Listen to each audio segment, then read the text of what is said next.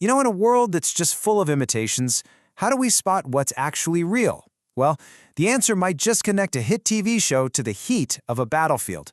And honestly, it could change the way you see things. Let's dive in. So let's start with a question for you. How good are you, really, at telling the genuine from the counterfeit? And I don't just mean with a designer bag. I mean with people. All right, our story actually starts in a pretty surprising place, the world of entertainment, with a serious test of our senses.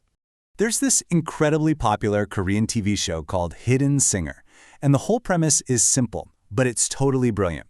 You've got a famous artist singing behind a curtain right next to several impersonators who have absolutely mastered their voice. I mean, every little breath, every single nuance. And the goal for the audience and a panel of judges is to vote round by round for who they think is the fake. Now here's the crazy part. They get it wrong all the time. I mean, they've even voted out the actual original artist, completely fooled by an amazing imitation. And that's really the magic of the show, isn't it? It's this big revelation that our senses, the things we trust the most, are actually pretty easy to fool. What we're so sure is the real deal can turn out to be just a really, really good copy.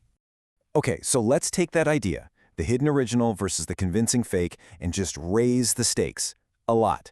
We're moving away from a singing competition now, from a simple test of your ears to a test of your soul. Hidden Singer is, at the end of the day, just a game. It's a fun deception, right? No real harm done. But trying to spot a hidden hero, well, that's a critical judgment. The stakes there aren't just bragging rights. They can literally change the world.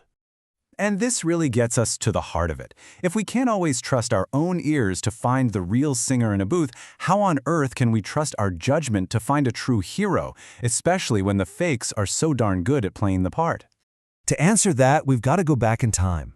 I want to tell you a powerful story about a man named Major General Joseph Cleland. So picture this. The year is 1952. We're right in the middle of the Korean War, during a brutal conflict called the Battle of Gumsang. And right there, in the middle of all that chaos and destruction, General Cleland sees something that just stops him in his tracks. He sees a group of Korean students who are so determined to get an education that they're holding classes in a makeshift tent school, right there in a war zone. And seeing that hope just moved him deeply. But he didn't just feel sympathy and then move on. No, he took action. He made a simple request to his 15,000 soldiers. He just asked for $2 from each of them. With that, he raised $30,000, which was a massive amount of money at the time.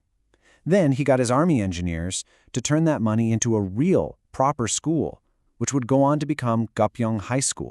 But the story doesn't stop there. In fact, the most important moment, the part that really shows us the difference between a real hero and a fake one, was still to come. So the Korean community was, as you can imagine, just overwhelmed with gratitude. They felt they had found their hero, and they insisted that the new school be named in his honor, Cleland High School. I mean, it makes perfect sense, right? It was his vision, after all. But Cleland refused. He turned down the personal glory. He turned down the fame, and he insisted that the honor should belong to somebody else, not a high-ranking general, but a young, fallen soldier.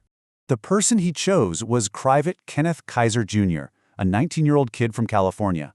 He was the very first soldier from Cleland's division to be killed in that battle. The school was named in his honor instead. Think about that. Cleland made sure that the sacrifice of the lowest-ranking soldier would be remembered forever, not the achievement of the highest-ranking general. And that is what defines a hidden hero. It's someone who acts with humanity, even in the worst of times. Someone who rejects the spotlight for a higher principle. And someone who uses their power to honor the sacrifices of people who had none. So why is this so important? Why does it matter so much to be able to tell the difference between the imitation and the real thing? Well, if you guess the wrong singer on Hidden Singer, what's the worst that happens? You feel a little silly, maybe you lose a bet. The stakes are basically zero.